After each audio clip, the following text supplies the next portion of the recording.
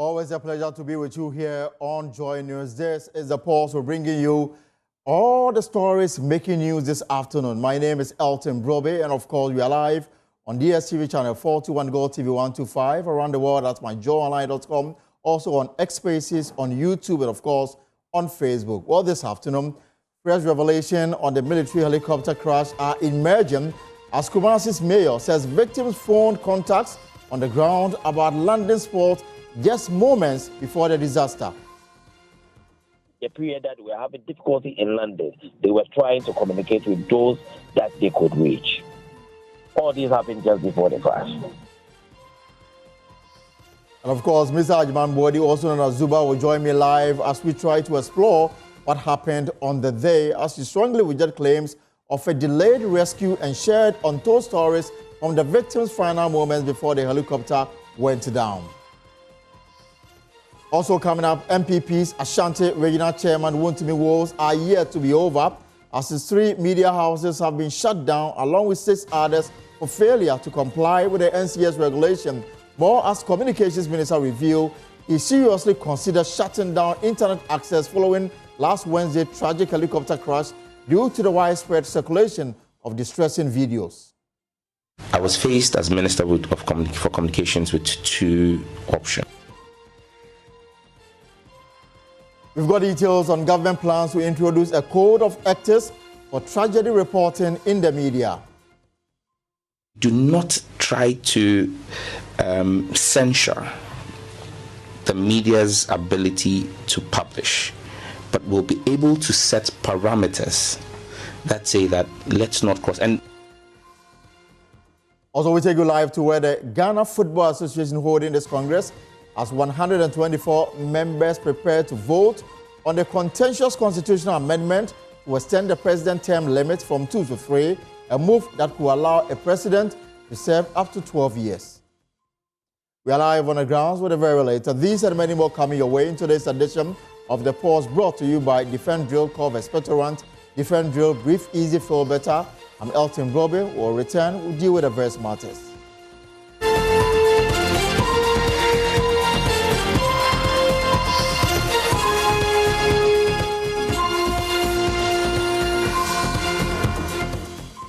Wherever you are watching us from, this is Joy News, independent, fearless, and credible. Now let's start off from the accidents that is not going away anytime soon, because as we speak, President Mahama is leading a group of mourners for the Adua for Alhaji Murtala Mohammed and of course Alhaji Munir. We'll take you live to the Tamale for the very latest on that matter. But let's start from the accident scene. And Kumasi's Mayor, Richard Ofori-Ajman Bodi, is strongly pushing back against claims that rescue teams delayed in reaching the helicopter crash site and also failed to follow emergency response protocols. Now, the August 6 crash killed all 8 on board, including the Defense and Environment Ministers.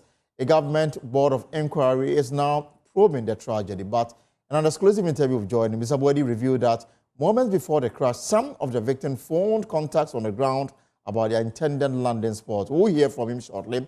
First, though, as calls grow to uncover the true cause of the crash, when Commander retired Patrick Nelson Sogbodjor says the military cannot be faulted for reaching the site 2 hours later, explaining their priority was securing the area and preventing residents from taking aircraft wreckage. In your flight, you do your plan. And there are separation heights from every obstacle. If your plan is okay, you know your takeoff time and arrival time. This thing happened in Mayday, and we are saying that where it happened was a very heavy set area. You can't drop soldiers to go there. Are you going to drop a parachute that they hang on trees? So if you have an insurgency in that forest, how are we going to deal with the insurgency? Ground forces are part of it. They should get there. And it took them almost 2 hours. No, but I don't understand your point. Please explain. You say we cannot send troops there. Because you say you cannot send troops there. How do you send the troops there? How do you take them there? No, that's what I'm asking the question. How do you take them there? Relax. If we had an insurgency in that forest, how would we act as a country? You have to move soldiers from point A to point B. Yes, so the soldiers are not scattered all over Ghana. No. What I'm saying is that we can move soldiers there. You are talking about the ideal situation. And I'm telling you that it takes time, or took time for the ground, about 1.5 hours. They still hadn't gotten to the crash site. Mm-hmm. And for them to go there and indicate where the airplane landed.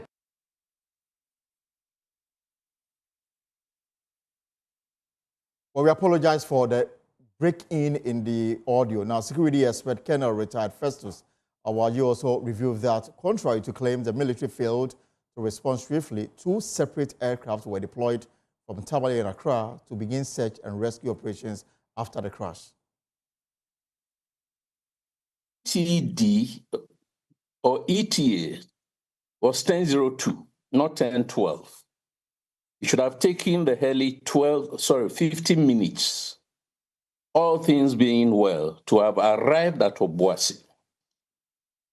So when it went off radar, the air traffic controllers, both at Civil Aviation and the Air Force, were going by international practice, waiting for 30 minutes to lapse, and if they had not heard from the plane. And the 30 minutes is important because I saw that in the manual that we've all been reading today. Yep. Yes. That governs and then the response. Another 30 minutes, 1 hour. So by 11:12 thereabout, that was when the distress call was placed. And I have information that the Ghana Air Force called Central Command and asked them or told them that we're expecting this helicopter to have landed at Obuasi by so-and-so time. Do you have any wind of it? Can you, if you like, look for it? Now, what the GOC Central Command did was then to contact the 4BN forward operating base at Obuasi, that this plane was scheduled to land at Longley Stadium. So if by that time they had not seen the plane, then they should go to the AGC Stadium to see perchance whether it had landed. In the course of time, the news started filtering out. Remember, we are talking of 1,100 hours plus. So the general officer commanding, in addition to deploying the FOB to look for the plane in and around Obuasi, as a commanding officer of 4BN, to now deploy a search and rescue team. It's on record, the record that I have shows that the search and rescue team deployed by 4 Infantry Battalion got to the crash site by 1400 hours. Now remember that the eyewitnesses who saw the plane crash saw it much earlier. Yeah. Around 09:53, 55, the plane had crashed. The locals who were in the forest had seen it. They had started moving to the crash site and have started taking away broken parts and so on, which are critical exhibits. So in this case, you cannot fault, let's say, the security services because of distance. Indeed, compared to Atiwa, which took 3 days to find the crash site. Well, again, speaking on PMS Press last night with Evans Benson, forensic pathologist Professor Paul Opoku-Sampene stressed that investigation should not be limited to identifying the technical faults that some are suggesting it may be the cause. This discussion so far, it seems you are reducing the whole thing to technical fault and so on and so forth. But we haven't thought of the human part in terms of what could have been the state or the health state of the pilot, the co-pilot, and so on and so forth when the flight was in motion. Did we actually think of that? So if you reduce the argument or the discussion to black box and then the technical fault, we may end up losing the whole fact here. If I recall, my paper that I wrote, latent medical conditions of drivers involved in road traffic accidents, where some drivers may have some latent conditions like hypertension, diabetes, epilepsy, and so on and so forth, and be driving. And so some of these things get themselves involved in accident, and we think that it's probably the fault of the cars. It will not be so always. So that is one thing I just want us to draw the attention to. And that is where, when the accident or the disaster happened, how it was handled, where experts were not called. Probably the experts that were called were those who were involved in probably looking at how the plane was assembled or whatever, or how the disaster occurred. As a forensic pathologist, like you rightly said, if I had been, or anybody had been at the accident scene or the disaster scene, even the way the victims were lying on the floor would speak a lot to us. And so that is very, very important when such disaster. And then let's also try to break it down from our lead data and research analyst Isaac Kofi Ajay, who has been explaining the exact coordinates and visual map from the crash site. Now, take a look at this. The Air Force base where the plane actually took off from. This is where the helicopter left on its way to Obuasi. So this is the Air Force base in Accra, where the Z9 helicopter left to Obuasi. We understand that the estimated time for the entire journey was around 50 minutes. So when it left Accra around 9:12 a.m., it was expected to land somewhere at the Linkley Sports Stadium. And let me show you that this is where it was supposed to land at exactly or somewhere around 10 a.m. in Obuasi, or 10:02 a.m. in Obuasi at the Linkley Sports 40 Stadium. Minutes. That's about, let's say, roughly, we don't really know the speed of the aircraft, so we can say between, arrival time. let's say, 55 to, let's say, 57 minutes that the aircraft was expected to land here. And we've been trying to understand that the entire journey was about 180 kilometers. And per our analysis that we've done, as at the time that the crash occurred, the pilot had done about 93% of the journey already. So he was just left about 7%. We've done the calculation, and at least he needed about 4 minutes to get to the Linkley Sports Stadium that you see here on the screen. This is where it was expected to land when he moved from the Air Force base. Now, let me take you to the crash site for us to understand what really happened. So if you take a look at Sikaman, for instance, this is where Sikaman is. So you have Sikaman in this area where we've mapped in yellow for you to understand the distance even between Sikaman. And this is the exact spot where the crash happened. And when I show you the mountain and the mountain ridge and the range, you see why it was difficult and why that terrain is supposed to be investigated and possibly studied. That's why the crash actually occurred in that area. So let me take you to that crash point for you to understand what we are trying to put across. So this is the crash point. So let me give you a 3D of the crash point, and you see how steep the mountain is, right? So this is the entire area that we've been able to map for you.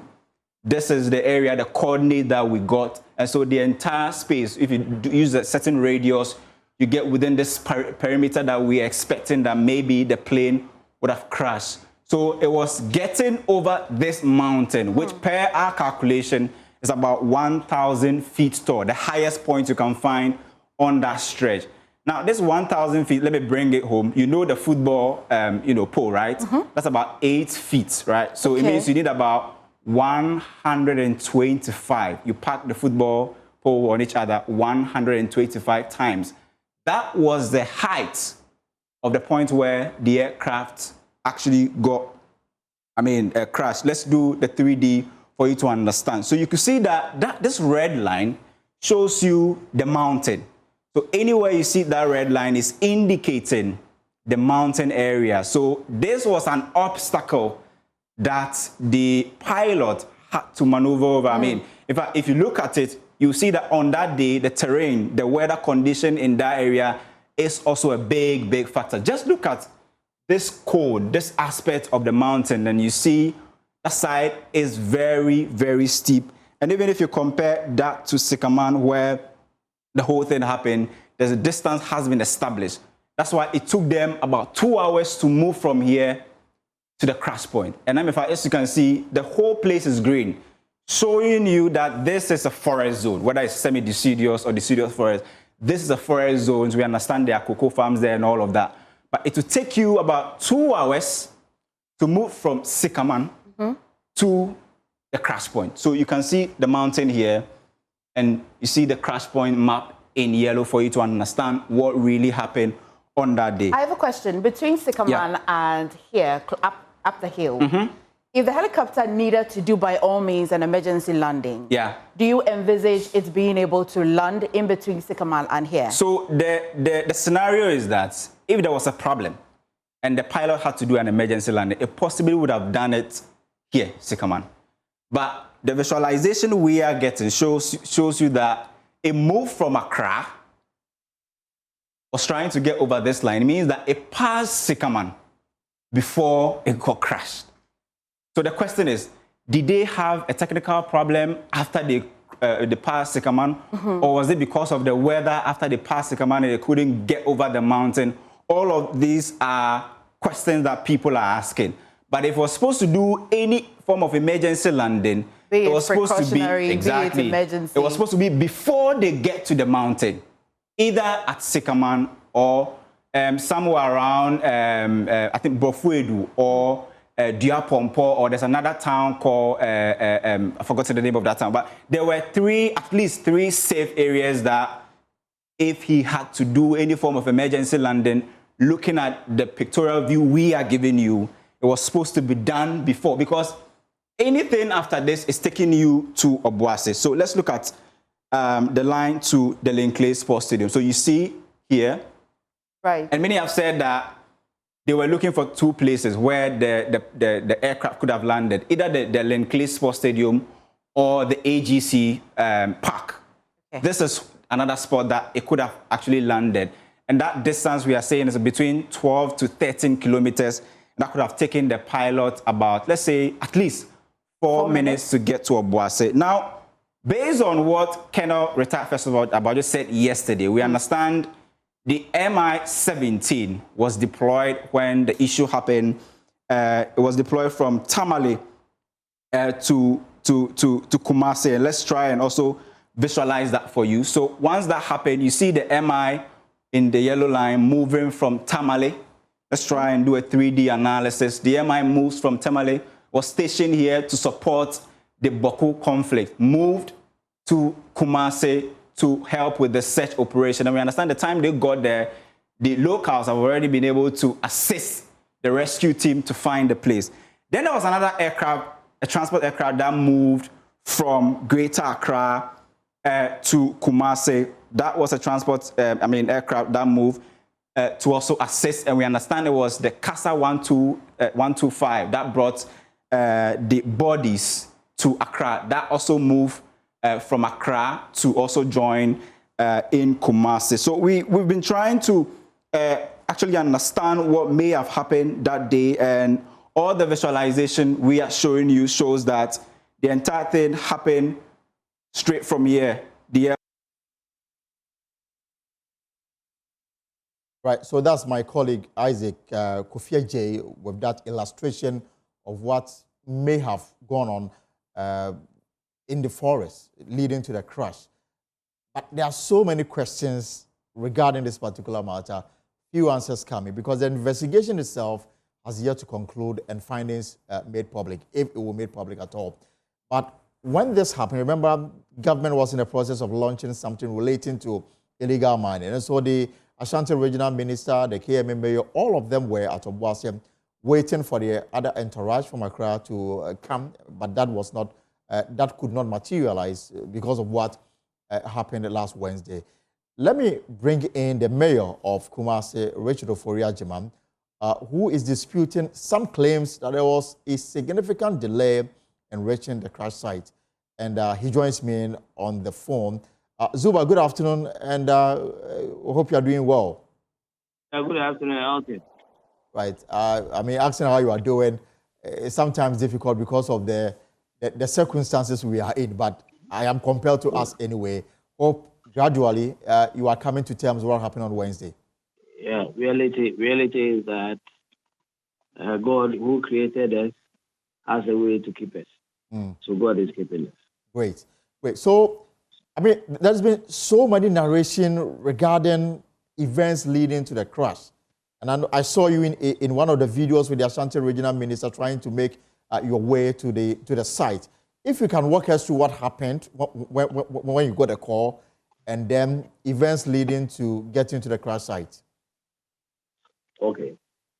So we were in a meeting here at KMA when I was called out to the meeting to be informed that the program that is taking place in Obuasi, I was originally supposed to be part of that program, but the regional minister asked me to stay behind because the two of us cannot leave Kumasi, and then if there's something that has to be attended to, we all cannot attend it. So he asked me to stay behind, and I did.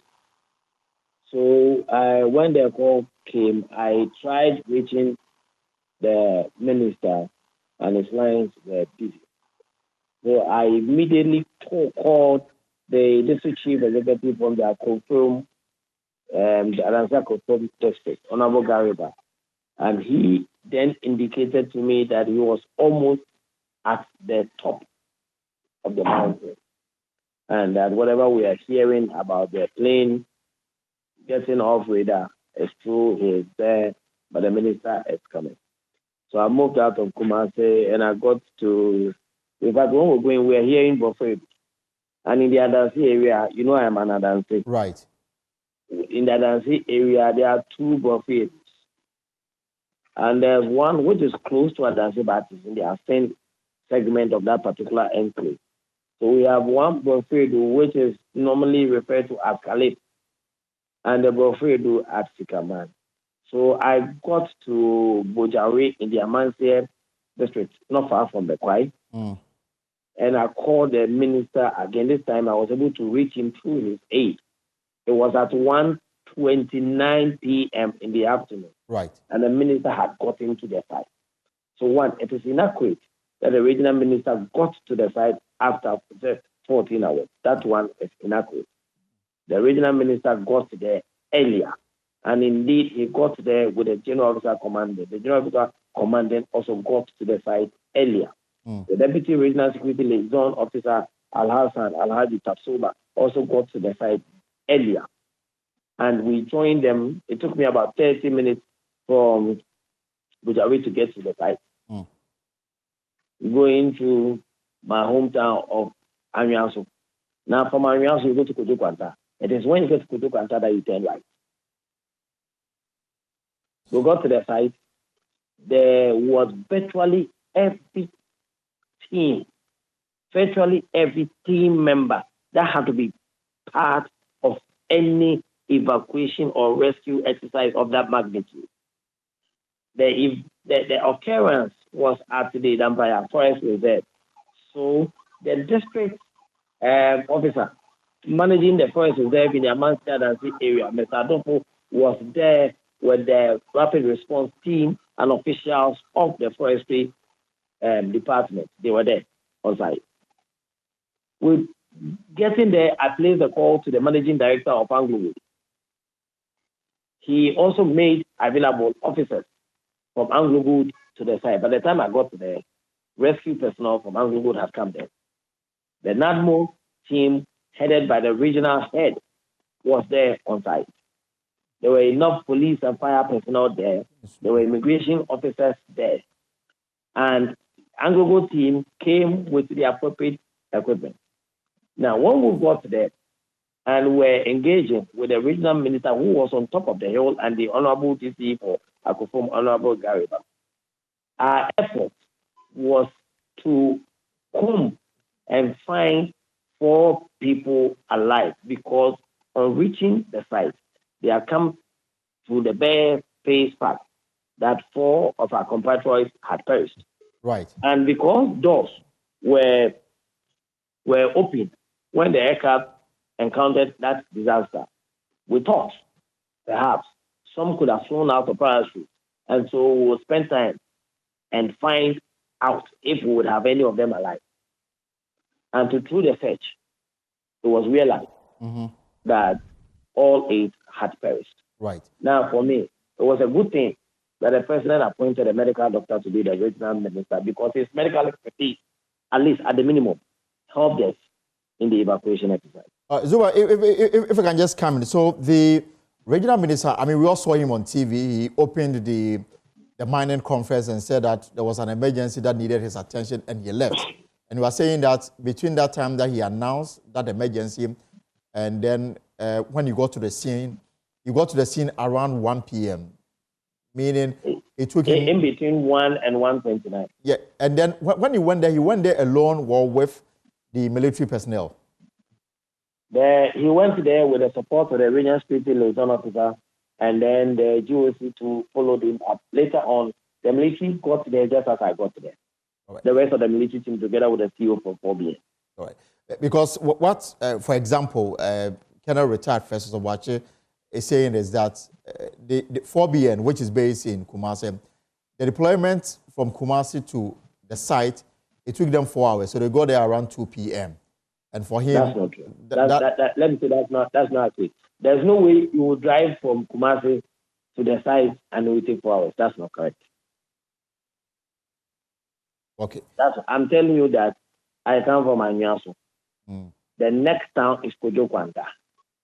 It is after Kojokwanta that you turn right. And if you are coming with a normal vehicle without escort, it should not take you more than 1 hour, 30 minutes to get there. So when you have escort, I went with escort. When you have escort, it should not take you 1 hour, 30 minutes to get to the site. I am a native of the area. Yes, of course. And I know, for example, between Kumasi and Obuasi, it's not even up to an hour.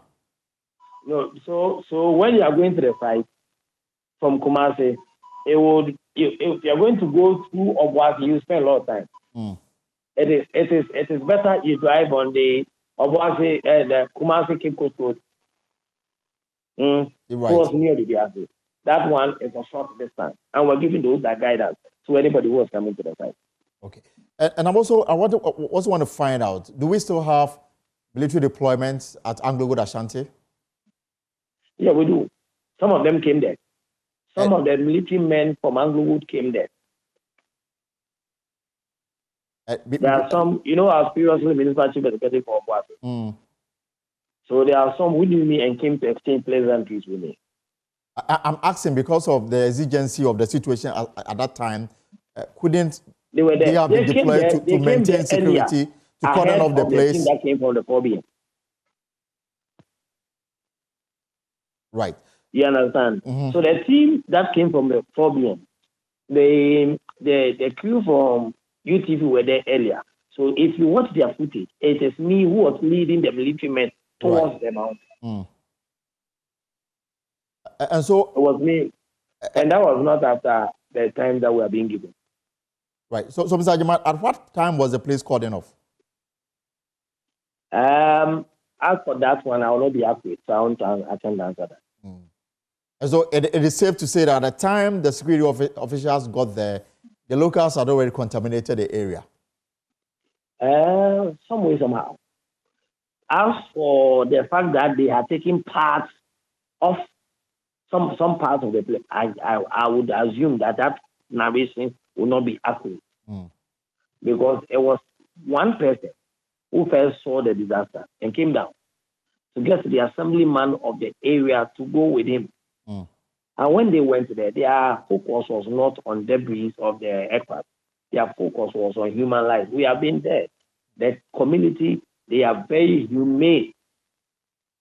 Their focus was on life, not on debris. If anybody has taken anything away that was part of the aircraft, it would have been after we are taking our compressors away from the site. I mean, clearly, this was not something that you expected, but the national protocol in dealing with such incidents have come to play. And looking at the national protocol and what it says, do you really think that in terms of the handling of this matter by the authority, when I talk about authority, the Regional Coordinating Council, you think you lived up to expectation? I think Ghana should commend my regional minister, and especially the Ministry Chief Executive for Adantia. For me, my regional minister and the team that handled this whole rescue exercise were top-notch, given the circumstance and the availability of resources. Mind you, Ghana is not an advanced country. But the resources that are within Ghana that have to be mobilized for this exercise, virtually all of them, virtually all of them were mobilized. And then, again, the topography of the area also comes in mind. It is a fact that there were 2 aircraft stationed at the Kumasi airport. Right. And at one point in time, the regional minister on top of the hill was engaging with us, and we were also engaging with the military men command who were there. The GOC was on top, but the CEO was around.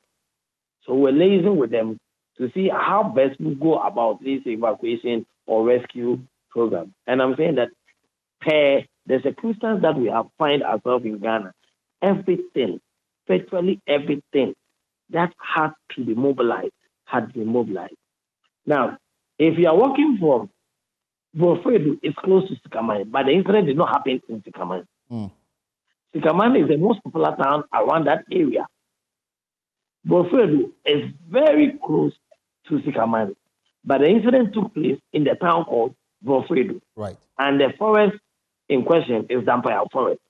Now, to walk from the Borfredo junction, the township, to the belly of the mountain, at the minimum, would take 10-15 minutes. From the belly of the mountain to the top, where there are rocks, would take minimum 1 hour 35 minutes. And apart from walking to the top of the mountain, there's nothing else you can use to get to that place. Mind you, the weather was also not conducive. So if we had been told that the plane had a difficulty in landing at the Obuasi airfield and the Okoye Stadium, for which reason it decided to hover and see if there could be a place to have safe landing. There's no way those of us there would advise that particular enclave, that particular thing, when we ourselves in a forest area knew that the weather had not improved, we'll call for another aircraft to come there. All right. Now, let's talk about the final moments. We understand that the plane initially wanted to land at a particular spot, but because of some things that made it difficult for it to do so, it was changed to another spot. Can you enlighten us on the communication that went on? Because we understand that there was communication between those on the ground and those who were on board. Okay. So the whole of the Obuasi area is a forest belt. The whole of the Anansi area is a forest belt. When we enter into rainy season, it rains the Obuasi and the Itakwa area than any other part of this of the middle belt here. Because of the ability of the forest to help in creating moisture and its attendant geographical repercussions or effects. Now, because of the environmental conditions, we are all assuming the investigation has not said for a fact that they had a difficulty in landing because of bad weather. We are assuming, because we also have eyes to see when weather is bad, that it could not land because there was bad weather. The Obuasi airstrip is in the forest area. The Okoye Stadium is at Enyinem, in between Samjona Estate and Precious Estate, and there are trees all over. So when humidity is not conducive, you must know that it's going to happen. We don't know for a fact if it was because of bad weather. But then, on the aircraft, right, Honorable Dr. Samuel Sapo tried reaching Honorable Ohine Ejekum. He called it just between the time that the incident occurred. Unfortunately, Ambassador Ohine Ejekum could not answer the call. Later on, when he saw Dr. Sapo's call and tried to call back, what had happened had happened. Samuel Aboagye on the aircraft was able to reach the MCE for Obuasi, Honorable Fortuna Vapia Kene, to direct that his vehicle, which he keeps in Obuasi, should be sent to the Obuasi airstrip. And that when they were unable to land at the Obuasi airstrip, he again called Honorable Kotila Wapia to redirect the movement of his vehicle from the Obuasi airstrip to the Ofoe Stadium. And that was the last heard of him. And that conversation did not explain the reason why they had moved from the original spot to the Ofoe Stadium? No. Right. He was asking the MC to move his vehicle because when from the Obuasi airstrip to Obuasi Township, if you don't have a vehicle parked by the airstrip, it will be difficult for you to come to Obuasi Township. All right, Zuba, let me touch on a few things before I let you go. So currently, as we speak, the place is still cordoned off, meaning that the remains of the aircraft are still there. The military, I have personally not been to the site since we were done with the rescue mission. So the military will be best to speak on that. But there are a lot of inaccuracies that people are sending out about how we ended up by putting our compatriots in cocoa sacks rather than body bags. And I say that we went there with body bags. The bodies, some of whom were picked direct from fire. And so it was very hot. At the onset, we burned 3 body bags. So it was not sensible for us to continue on that kind of path. And we're not going to leave any of our compatriots there. However, we were going to get them out of the site. We were going to get them out of the site in the circumstance and in the background, with the background that it was going to get dark. And we needed to descend earlier because even when we were descending with bodies, we wanted the aircraft to then move to the site to come and airlift the bodies. By which time we had arranged coffins from Obuasi. The coffins were arranged from Obuasi. It was not arranged on the aircraft. The coffins was arranged from Obuasi. I am the person that arranged it and paid for it and provided vehicle for it to be brought there. So we wanted to airlift them directly from the Ofoe Township. We were told that it's dark and we don't have enough navigation equipment at night for us to have safe landing. So we decided to convey the bodies to the Kokonochi Teaching Hospital for safekeeping. It was on our way that we were instructed to bring the bodies to Accra, which we did by sending them to Kumasi Airport. So we did the transfer in a much more humane manner. And mind you, the person who led the exercise, the transfer of bodies, was Honorable Dr. Pankamwakos himself, a medical doctor, with the support of Dr. Bedu, the CEO of Kofonochi. We called him, he came, he came to assist. So the 2 of the medical personnel helped us to move the bodies into the coffins, and then we transported them onto the CASA aircraft, one by one, in coffins. Of course. And then just another 2 more before I let you go. So the minister demanded the return of some parts of the aircraft that had been taken away by residents. Do you have every component? This morning, my regional minister gave me some assignments. You know, we are supposed to lead families who have been affected to Accra for the state burial. Right. So this morning, the regional minister asked me to do some work for him. I just came and I'm engaging you. After here, I will engage him and I know what they have some of those activities have got. All right. We'll leave it here for now. Zuba, thank you so much for this intervention. It's very important that we get to understand from the perspective of those who were on the scene at the time the incident happened. And Zuba has been provided some clarity on some lingering questions on the minds of a lot of people. I don't know whether the answers satisfy you. You can send your question and comments via social media. Now, let's still stay on this unfortunate incident because the National Chair of the NDC, Johnson Asiedun Ketia, has urged President Mahama to remain focused and not be swayed by recent prophecies following the helicopter crash. Now, he stressed that everything happens under God's watchful eye. He was speaking at the funeral of Alhaji Dr. Ibrahim Mutala Mohammed, the late Member of Parliament for Tamale Central. But God has formed us in such a way that as the days go by, the pain lessens. So I want to urge everybody to gather courage.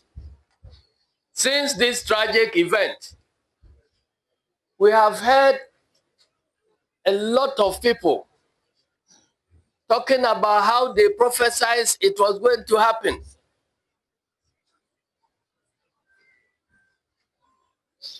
But I believe, as a Christian, and I believe that it is so with the Muslims, that nothing happens on the blind side of Allah.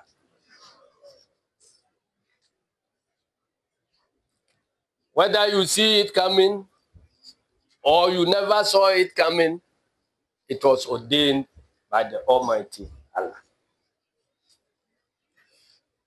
And so those who are already prophesying about more calamities, let us continue praying to Allah that his wish be done.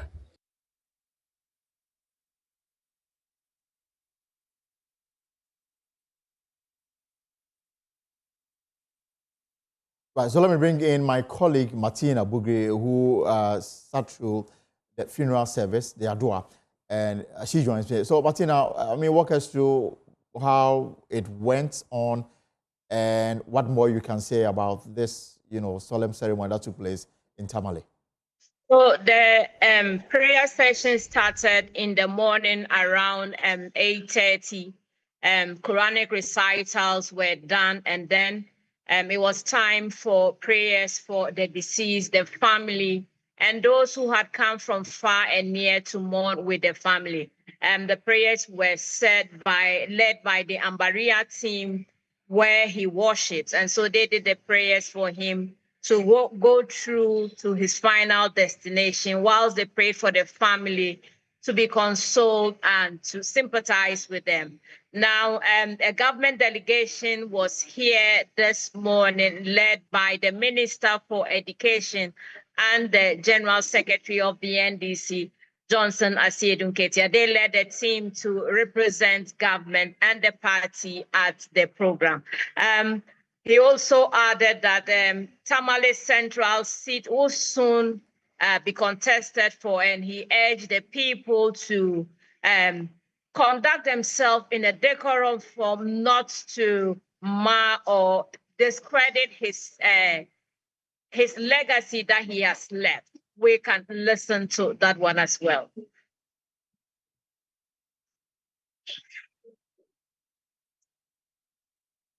Yeah.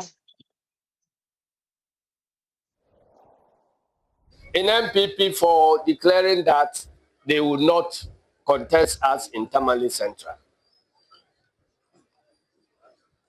So it's a challenge to us whether we are going to fight among ourselves in getting a replacement in Tamale Central. So on behalf of the party, I want to beg everybody that don't let us rush over each other as to who should succeed Honorable Muntala. Because in doing so, we may end up dishonoring his memory. Let's wait.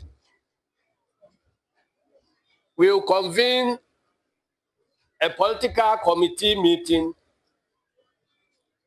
and we'll come back and advise what should be done. Don't let us do anything before we finish the final funeral rites, state burial, and everything that is connected with this tragedy. Right, so Martina, we also do understand that some 47 medical students who benefited from the late MP sponsorship have also been paying tribute to him, and we understand that there's been some intervention by the Education Minister regarding this. Walk us through.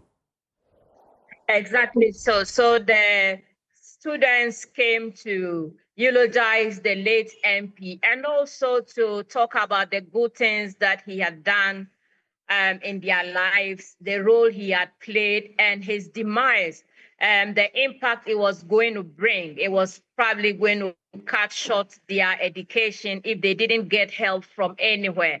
Fortunately, the Minister for Education, who was supposed to introduce the chairman, the general chairman, said that he would take up the cost of ensuring that these 47 medical students are able to go to school until they complete. And so, fortunately, help has come for this medical student. But we can take a listen to or watch what they had said at the function. Here with me is a tribute honoring a guiding light gone too soon. Alhaji Dr. Ibrahim Mutala Mohammed. It is with a heavy heart and profound sorrow that my colleagues and I pay tribute to a man who was more than a father figure to us. He was our mentor, our encourager, and unwavering pillar of support. Through his kindness and sacrifice, he made it possible for my colleagues and I to pursue our dreams of becoming medical professionals, training in the various institutions across the length and breadth of our country. He believed in us when we had little more than a vision for the future. Quietly, without fanfare, he took it upon himself to assist us with the payment of our tuition, lifting a burden that would have been impossible for us to carry alone.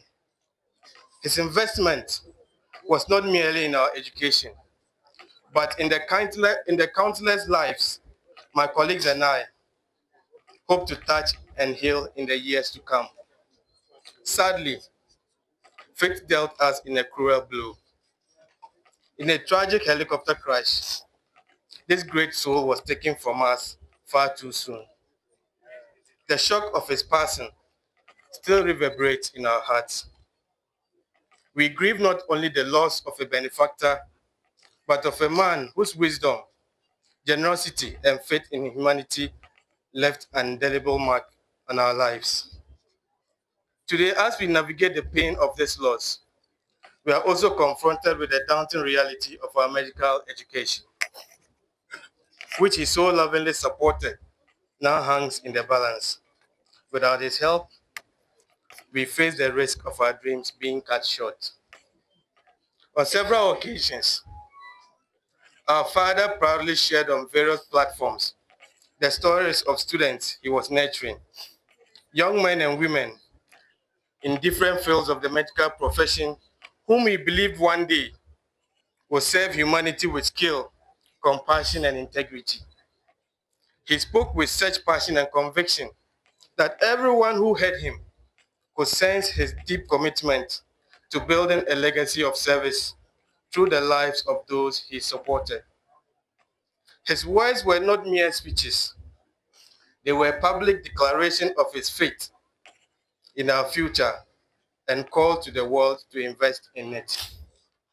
With all humility, my colleagues and I appeal to our esteemed government, kind-hearted philanthropists, and charitable organizations to please help us continue our studies.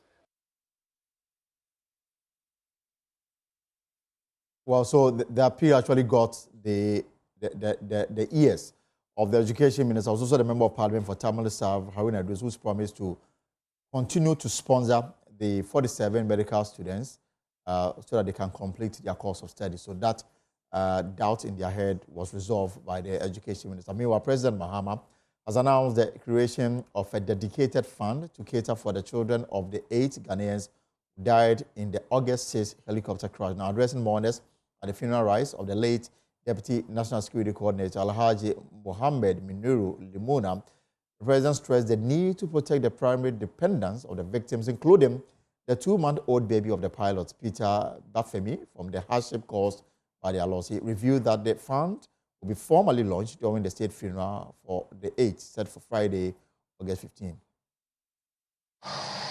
Must be successful in their memory so that their deaths would not have been in vain. It's a difficult calamity because if you look at all those who died, They were at the prime of their lives and had so much responsibility. Children still in school, and some even with infants as young as 2 months. The pilot's child he has a child 2 months old. And these responsibilities are what we have to take up to make sure that the absence of the parents does not adversely affect the innocent children. We'll do a state funeral on Friday the 15th for all of them. And at the funeral, we will announce some program for creating a fund that will assist with the education of their children. Again, President Mahama also has been eulogizing the late Deputy National Security Coordinator, who we are told was, running errands for the president until his demise. I know if it was judging by the 5 pillars of Islam and its observance, Alhaji Limona will be in our agenda. We all know he was a very devout Muslim. Anytime I called him and he didn't pick the phone, I didn't bother, because I look at the time and I realize he'll be in the mosque praying. As soon as he comes out of the mosque, he calls me. And the first question I ask, have you finished praying? He said, oh yes, Mr. President. And so I believe that Allah will have mercy on him, forgive him all his sins, and accept him into our agenda. And so let's all take heart, and may God bless the memory of our brother, Alhaji Limona. Thank you very much. So the state funeral is on this Friday at the forecourt of the State House. And of course, we'll bring you live coverage of this. We're going to take a short break here on the post. When we return, the communication minister has been talking tough regarding his feud with MultiChoice Ghana. We'll bring you details of that. We'll also take you to the premises of Wontumi Media, because 3 of his radio stations, one in Accra, one in Kumasi, one in Takoradi, license for those stations have been suspended by the National Communications Authority. We'll bring you details, plus reaction from Wontumi Multimedia Communication when we return from this break.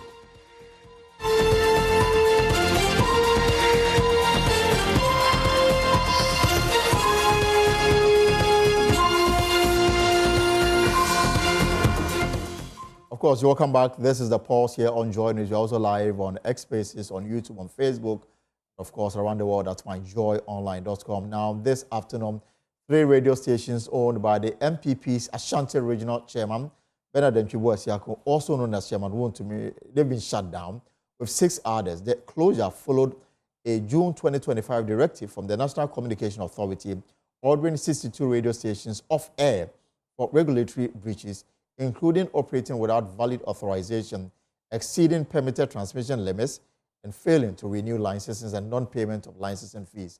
Among the affected stations were Happy FM, Asase Radio, Wontumi, and 59 others. Now, President Mahama stepped in and directed the immediate restoration of services and granting the stations a grace period to correct the violations. However, weeks later, the NCA reported that 9 stations, including the 3 belonging to Chairman Wontumi, they did not meet, what was expected of them, and have been shut down indefinitely for failing to comply with the regulations. Let me bring you details of that statement. All right, so there you have it. So suspension announced today, August 12th, and it followed 30 days grace period that expired also. And then the reason is that they failed to comply with the FM broadcasting regulation. Some stations ignored the regulatory amnesty entirely. That was granted by the president. Others continue to operate with violation, including use of unauthorized studio to transmitter link STL frequencies. That is doing live broadcast from out of the studio and operating from unapproved transmitter locations. So 6 radio stations, they have had their licenses totally, cancelled. And these are the radio stations.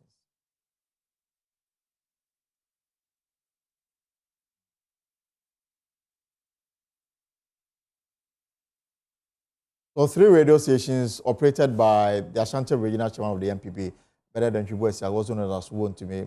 These radio stations have been caught up in the crossfire. One in Kumasi, one in Accra, and the other one in Accra. Let me cross over to the site for the radio and TV station for Won to me here in Accra, just some few meters away from Joy FM. And my colleague, Michael Ashale, is standing by. Michael, so I mean, what is the move there, knowing very well that their livelihood is almost being taken away from them?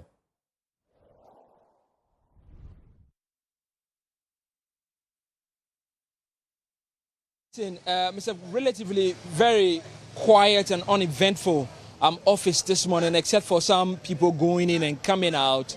Won to me station right here in Accra. It's a relatively quiet place. I won't say it's a ghost town because we have been in, we have seen a couple of people going and coming. But Elton, a bit of background is that before the 12th of May, we knew that the NCA was targeting around 64 media houses whose licenses were going to be withdrawn. But the president intervened, and we know that almost 2 months on, just 9 radio stations. And we know that the 9 radio stations, 6 of them, we are told, failed and refused and neglected to comply with the regulatory amnesty by taking no action. But for Won to me station, which is right behind me, the one in Accra, together with 2 others across the country, the NCA says that whereas many of the violating stations took steps to remedy breaches during the amnesty period, 3 stations, including the one in Accra, failed. And the one in Accra, the radio station we know is at 95.9 FM. And Elton, if you have a bit of time, we could just tune into the radio station exactly what is happening there at the moment here. I have a radio on me that I could take you through so that you know what exactly is happening. This is what exactly you can hear at the moment. So Elton, that is Won to me 95.9 right here in Accra, broadcasting from Accra. That is currently giving us just static, what you ordinarily describe as just. But to give you a bit of insight of what exactly is happening there, so the radio station is off at the moment, but not the TV station. So some of the people that work in there do a bit of crossover from radio and TV, and definitely you see some small activities happening. The majority of it is what is going online and also that is going on TV. But for radio, we can confirm that Won to me radio right here in Accra, 95.9 FM is currently off at the moment. But what again also is happening is that we cannot tell for a fact what is happening, but we know that Won to me, as a mother body of the stations, these 3 radio stations have sent a letter to the National Communications Authority, effectively not challenging what they have said, but telling them that what they have decided, they have fulfilled all the requirements that have been asked of them, including paying off the fees and charges that they had to pay, and also gotten permits from the Ghana Fire Service and also from the Environmental Protection Agency for the sighting of their mast, the mast that sits up there. So we are told from that statement from Won to me that they at least have written back to the NCA challenging the conditions under which their licenses have been withdrawn. Elton. Also curious to know, I mean, the workers, how are they taking this? Well, I'm not sure I'm able to hear you because at the moment I am off the phone connection here. But Elton, again, we can confirm that as it stands now, Won to me FM, it's not on air, but Won to me TV, broadcasting from Accra here, is still live on air. All right. Papani, we'll leave it here for now. Thank you so much. Papani, we're reporting from the premises of Won to me Radio and TV, the one here in Accra, not far from Joy FM. Now, the station has also put out this statement, sort of reacting to the NCA communication that resulted in the suspension of the radio license for the Ashanti Regional Chair of the MPP, Bernard Chibuesi. The radio stations in question are 95.9 FM in Accra, 101.3 in Kumasi, 101.3 Accra. and the charges are quite clear in the NCA communique. And that on your screen is a reaction coming from Wontumi. And the long title is Apology to President John Mahama, the NDC, and the general public. Let me bring in the lawyer, Andy Apiakubi, who is counsel for Better Than Chubua Sinyako. Counsel, good afternoon. Welcome to the program. Yes, Mr. Andy Apiakubi, if you can hear me, good afternoon. Good afternoon. Can you hear me also? I can hear you loud and clear, and it's good to have you on the show. So, according to the NCA,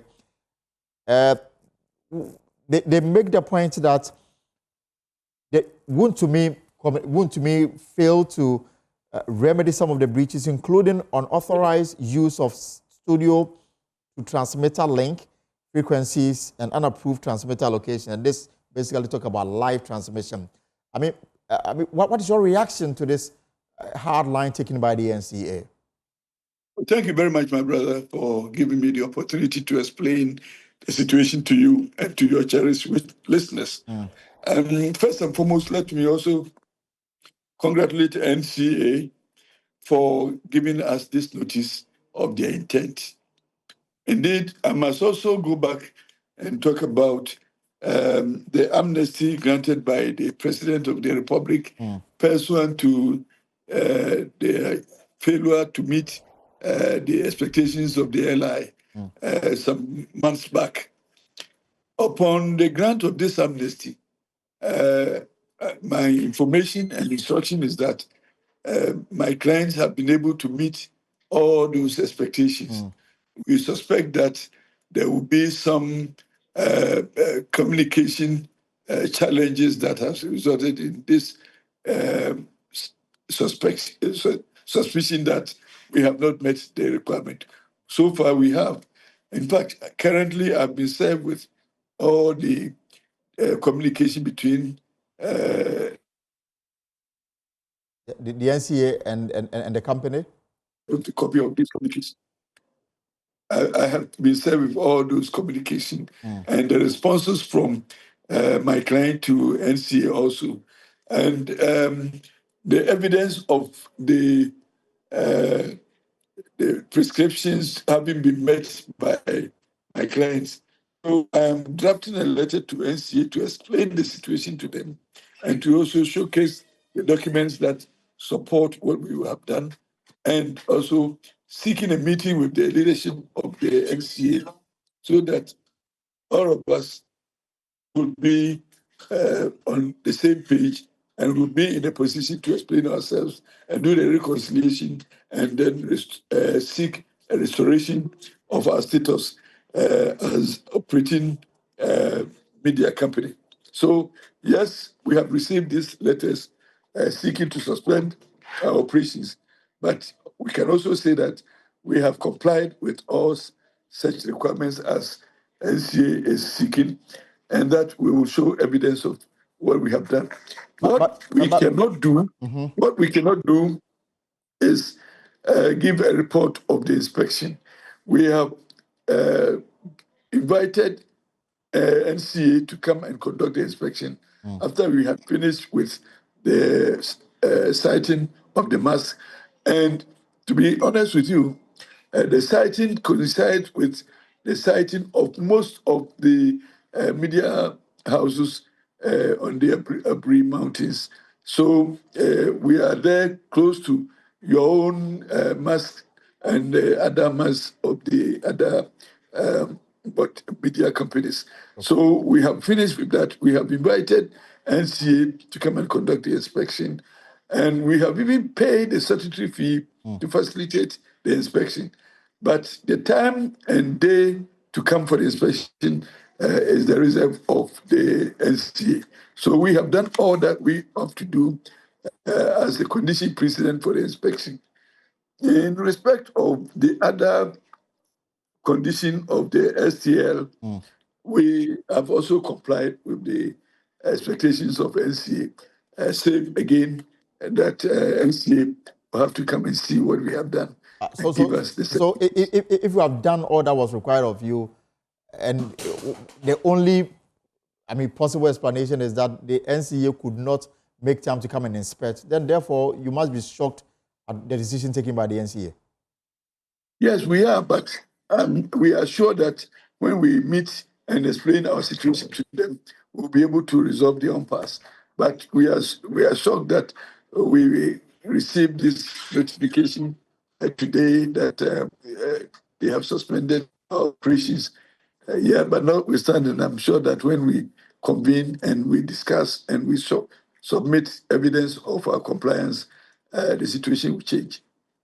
Because I mean, all radio stations, about 59, were on the same wavelength with you. Some of them met the conditions of the NCA. So therefore, it is surprising that you couldn't get them to iron out the differences. What I'm informing you is the fact we have complied with all such conditions, and we have also expressed gratitude to the President for the intervention and the extension of time for us to meet the expectations of NCA. And we suspect that there will be some communication challenges that has brought us this shock of the announcement of the closure.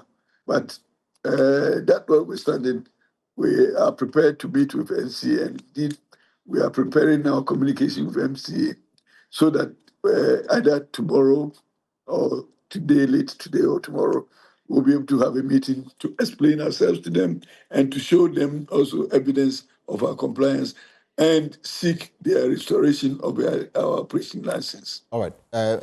Council, thank you so much for your contribution to this discussion. Let me bring in Cecil Sunkwa Mills of the Ghana Independent Broadcasters Association. Mr. Mills, what is your reaction to this position taken by the NCA? The minister on the Super Morning Show this morning said that before coming to this conclusion, he had met with almost all relevant bodies connected to this. The reason why there isn't so much uproar regarding this statement. Yeah, good afternoon to your listeners. I think this might be the third round of closures. And at each time this occurred, if we remember, we actually also came out, we spoke, we sent circulars out, we actually assisted stations. Most of them are members. There were a few others who consulted for advice and we contact to make sure that they had actually met all the requirements to ensure the broadcasting continued. We had heard there were 200 or so among the first list of stations. So it's actually not news because it was an ongoing process. I'm happy to hear 58 stations, and of course, I think the second time was when we actually commended that the president for his intervention. We gave a 30-day window period for stations to use that period, and within that period, some work was done. Now that another set of closures have come through, we're looking through the list. Our doors are open. If there are some engagements or misunderstandings that they need support and advice, GIBA will definitely do that. That is what we are for. You also heard the lawyer for the Buntumi Communications, and he says that whatever was asked of them, they did it. The reason why perhaps they are in this soup is because NCA could simply not find time to inspect what they've been asked to put in place. Yeah, but what we do is we actually would look at exactly what the facts are. We will speak to people, we'll speak to the NCA before we actually would know what middle ground we should take. That's his lawyer. We haven't heard from the NCA, so it's difficult for me to make an additional comment about their situation. You know, there were stations that had communication problems, etc., but there was a way they solved it. So I believe the engagement should be the way to go. And if there was a lapse, I'm sure the NCA will be able to pick it up. There's one thing I'll say that with the references we make to the NCA during the period, I would like to say the NCA was very supportive of the stations that actually needed to correct any anomaly. All right. We'll leave it there for now and then look forward to that meeting. Mr. Sunkwa Mills is with GIBA.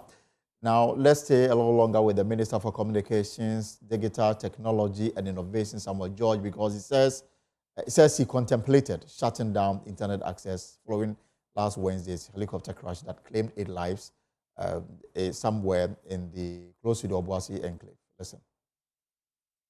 Generally, I would say that it's been a mixed bag for me.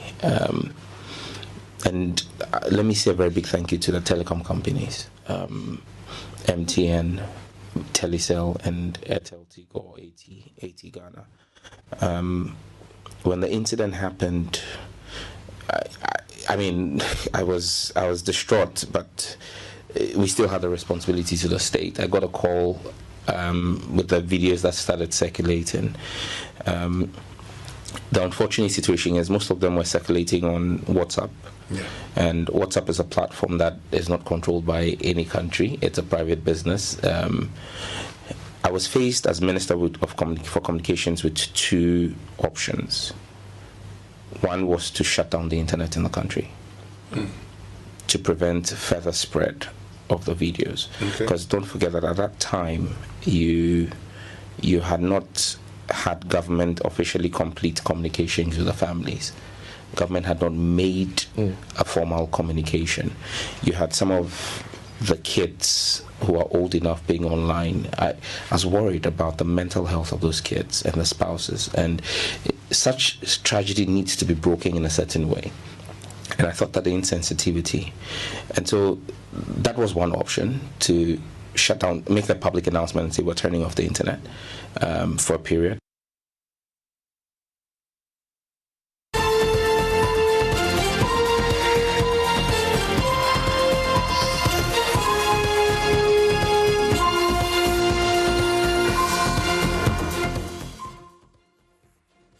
Welcome back. This is a pause here on Joy News, and of course, we'll be wrapping up soon. But before we do that, the Global Conference on Human Resource in Africa returns this week, actually, starting tomorrow. The arrivals tonight, and then the program itself is starting tomorrow, 13th August, so the 16th August at the Kumasi Hotel. Now, the 4-day event brings together HR leaders, executives, and tech innovators in partnership with the Society for Human Resource Management. The world's largest HR association features speakers like Dr. Francis Nduku, CEO of the Chartered Institute of Human Resource Management, Ghana, and it is bringing about 20 years expertise in strategic HR, culture, transformation, organizational resilience. His career spans executive roles with Gold Fields and Golden Star Resources, including Vice President of HR and Corporate Affairs. Dr. Francis Nduku holds a PhD of extension in Human Resource Management. And he joins me in the studio as we build up to the event starting tonight. Dr. Nduku, welcome. Thank you. I'm curious to know the topic or the theme for this conference and why it's so relevant to HR practice. Yeah, I think the 2025 theme speaks about leveraging technologies to enhance workforce productivity and optimize efficiency. And it's very important because we are in technological age now. Right.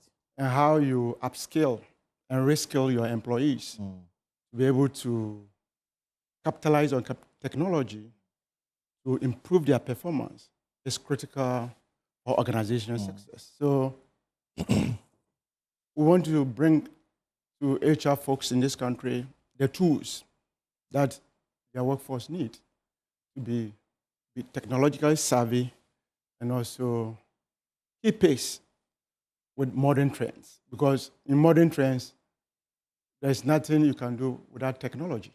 Right. And then you, because of your experience, and you've been around for a while, you've done this and you've seen it through. As you look around, especially in Ghana, you get a sense that perhaps adaptation of technology is still missing in terms of the practice? I think it used to be the case, but I think there is some element of progress in terms of where we are with HR, the marriage between HR and technology. I think now there is the awareness of the importance of technology in helping HR to drive value. So I always say HR is the heartbeat of every organization, but is the least recognized because of, executives are looking for business impact. Right. And when the people look at only the soft aspect of the business, then it's always the case. But with technology, I think it's now helping the profession to clearly brings its contribution to the table. So I think that is the area that is going to be critical because the marriage between HR and technology started in the 1990s. However, there has not been significant improvement until now we had the AI and the robotics. Right. Because now every HR person managing the workplace knows it's managing humans and non-humans. Because if you don't bring technology on board, in order to augment whatever we do, it will lag behind. So everybody, I think, in HR is trying to make sure the employee value chain, the life cycle, the end-to-end, recruitment to retirement, making sure there's technology is weaving through every aspect of the business to drive efficiency. I mean, I think basically it was during COVID that perhaps the relevance, if you like, for want of a better word, of HR practice became so pronounced when organizations now had to come with strategies to keep the business going whilst not burdening the employees with coming to work and exposing themselves to the virus. And that brought about work from home and stuff like that. But I mean, I realize that we are virtually returning to how it was before COVID. You think that we are losing it, or perhaps we are not stepping it such that we make the workplace flexible, and where does the HR practitioner comes in? I think you made a good point. It's quite unfortunate that people appreciated our relevance during crisis. It's quite unfortunate. Our relevance is always there, of course, because we bring people on board, we develop them, we make sure you have the right talent to drive productivity. Because machines don't do the work. Of course. It's people. But you see, the COVID also, I must say, also position HR at certain points. Because every CEO ran to the head of HR for support, which shouldn't be the case. Which should be done every now and then. But I think for us, the joy at that time was that we were able to help organizations to thrive. And the point is that we shouldn't lose it. But it looks like now we are losing it. We seem to be going back. Exactly.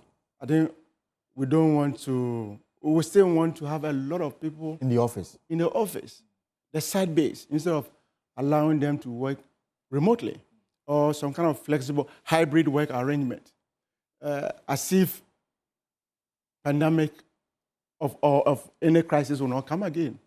But we need to integrate it into our culture, because when workers have flexibility to work from home, I think you get a lot. Of course, studies have shown that the best way to get a lot from your employees is to make sure, even within the normal 5 working days, is to make sure you give them 2 days off within that normal 5 working days. So effectively, workers are productive when they work those 3 days. And if you ask me, what would be my preference? Of course, I'll tell organizations that, for me, particularly in our typical environment, I will recommend we give workers off Fridays and Mondays off. Fridays and Mondays off. Yes, Fridays. We work from Tuesday, Wednesday, Thursday. It's simple. And let me explain the logic to you. Please tell me. In Ghana, because of our collectivist culture, more often than not, we have these funerals arrangement, and it's not going to go away. We have weddings, engagement. It's not going to go away. So on Friday, when workers are already working, by 12 o'clock, they've checked out. They are thinking about how they can attend the next funeral. They are thinking about how they can meet a friend to hang out, And on Mondays, we also go to church and have other activities. Right. So on Mondays, to attend, most of workers also come to work exhausted. But that'll be 4 days off and 3 days work. No. Effectively, they have their normal rest days. Okay. Which is Saturday and Sunday. So through flexibility, should emerge from their working days and not the normal rest days, except that you run a shift work where it's around 24/7. So the rest days are also part of it, where I pay you overtime. But because I run 24/7, I do that. But that flexibility needs to come back. Of course. And we need to, now there's technology all over. What you ask yourself, are you looking for results? Are you looking for results, or you just want the employee to come to the workplace? And show effort. If it's a result, then wherever the employee can be and give you the results, you should keep the person there. You should keep the I actually realized that Mondays, traffic is not that heavy in town. And then somebody was telling me that people go to weekend, they are exhausted.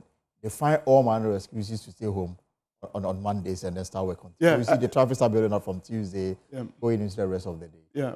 No, I agree with you, but that's a study we need to do, particularly our culture. Okay. Now, let's come back to the issue, because technology is very important. And I'm wondering whether, as an HR practitioner, the fear is there that in some few years to come, our jobs will be taken over by robots. China, this morning I was reading a news article. I'm yet to verify the authenticity of it, but China has built the first hospital where only robots are working there. Does that fear, exist that in some few years to come, if we are not adaptive to modern trends, we are likely to be taken off the space by machines? I think that's a speculation, because studies have also shown that technology will create more jobs than what it will replace. So the point is that it will make you efficient. So we need to make sure we stay abreast of technology. So it's about reskilling and upskilling. If we know that that's how I've been working and technology will make me efficient, then I need to learn that technology to make me efficient. Right. If I don't learn it, okay, then somebody will learn it. So is that somebody who will take my job, but not technology? You get a point? So I think we need to position the conversation very well. If you don't learn how to use technology, and somebody learns how to use it, will be taken out of the that job. person will take your job, but not what? Technology. Not technology. Because technology will rather create more jobs and make us efficient. And this conference that is coming up, are there topics around this particular area? There are a lot of topics. Remember, I've said, when you look at the pivotal themes in the conference that we are going to run, it hinges on technology, AI. So technology is going to take a center stage of the conversation, but it will also come with empathy. Because remember, in the world of chaos, we need empathetic leaders, right, to lead the workforce. So empathy will also shine throughout the conference. We are going to blend, okay, the hard and the soft. You get a point? Because what I say is that without people, technology can even not be effective. Without people, technology cannot be efficient. That's true. Because it's human being that will operate that technology to be efficient. Right. But there are certain things that technology can do better than human beings. Let me give you a typical example. Please do. In the HR space. Talk about recruitment. If you are recruiting and you were to receive hundreds of CVs, you will spend a number of days sorting through applications. But if you program it and you give instruction, within seconds, give me the best 5 CVs out of this lot. Within seconds, with a click, you get it. Of course. Then you get your short list. Then you do your face-to-face interviews. Okay. So it's very, very... So, for example, if I'm an HR practitioner and I want to be part of this conference, what are the likely takeaways for me that I'm likely to be saddled with? Yes, I think I would say it's a lot. But let me give you 1 or 2. One, you are going to learn best practices, HR best practices. Because, look, this is a case where it's a group of global HR leaders. and HR visionaries and HR what I call HR movers and shakers. Okay. You have people from United States, you have people from all over this country, Africa, coming together to share their experiences. So you have a lot to take away, both on the continental level and also on the global level.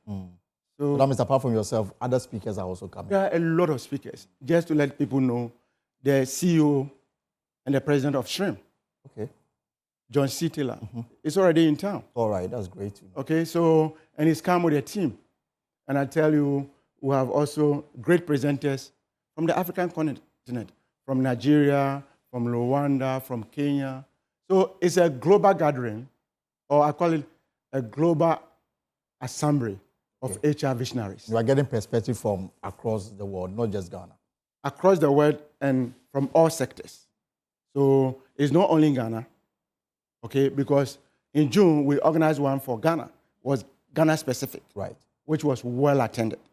And we are also bringing this global one where it can also broaden our perspective, because as HR practitioners, we are lifelong learners.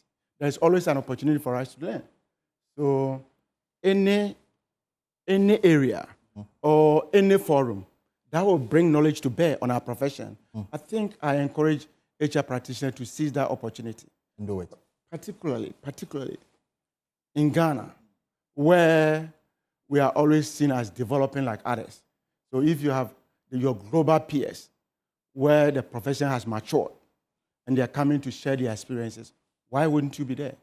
So I call on all HR professional bodies, HR managers, HR leaders, HR officers to come to the conference, because everybody has something to go home with. Okay, so but because the registration is starting this evening, you are telling me that there's actually a session tonight before the opening tomorrow. No, as I speak, the policy forum is going. It's already ongoing. It's already going. All right, but is the door closed for someone who is watching us and thinking that no, I need to be part of this conference? No, you can register today or even tomorrow. You can bring your money to the gate. If you have check or you have cash, that you think registration is late, but you still want to participate in the conference, I think there will be people that... Is there a number perhaps we can put across if somebody wants to... I think the website is... The website is there. Is there. What is the name of the website? I think gchrm.org. Okay. And then all the information one need, you will find it. The information is there, because this is not the first time we are doing the GCHRA, what you call Global Conference on Human Resources Africa. I think they started this campaign long ago. And I think it's over 3 months ago that this was started. So the information is all over. And we call on everyone to take advantage of the information. Registration is not too late. There will be virtual as well. Assuming you cannot come to Kimpiski, then you can also join the virtual. So the information is online, and I encourage everybody to go there to make sure you register, because you don't want to miss out. Of course. Particularly when the whole world is coming to Ghana, will you want to be left out? No, you want to be there. So I entreat everyone to take advantage. Dr. Duku, before we are almost final, your final words, and I'm curious to know what really excites you when you have all these, brains coming together under one platform to impact. You see, what excites me most about this conference is the theme and the topics that will be discussed, especially the speakers that will also be talking, because these are seasoned speakers, both local and international, and they are going to share or bring a wealth of experience to bear on their profession. For me, as the CEO of the Chartered Institute of Human Resources in Ghana, the regulator of human resources, I'm excited because now Ghana is gradually becoming the hub of nurturing and growing the profession in Africa. Right, that's great. And that is where I'm excited about. All right, folks, so the events is already underway. Some session is already underway. But opening ceremony is tomorrow, 13th August. It's ending on the CC. That's 4 days at the Kumasi Hotel. And this is bringing together HR leaders, executives, and tech innovators. And you need to be there to be impacted, especially if you are an HR practitioner. Dr. Duku, thank you so much for coming. Thank you too. And of course, folks, there's more stories on myjoyonline.com. We'll end it here for today. Tomorrow we shall be here to bring another exciting edition of The Pulse. Whatever you are up to ahead of the day, I hope it's profitable. My name is Elton Robe. Good evening.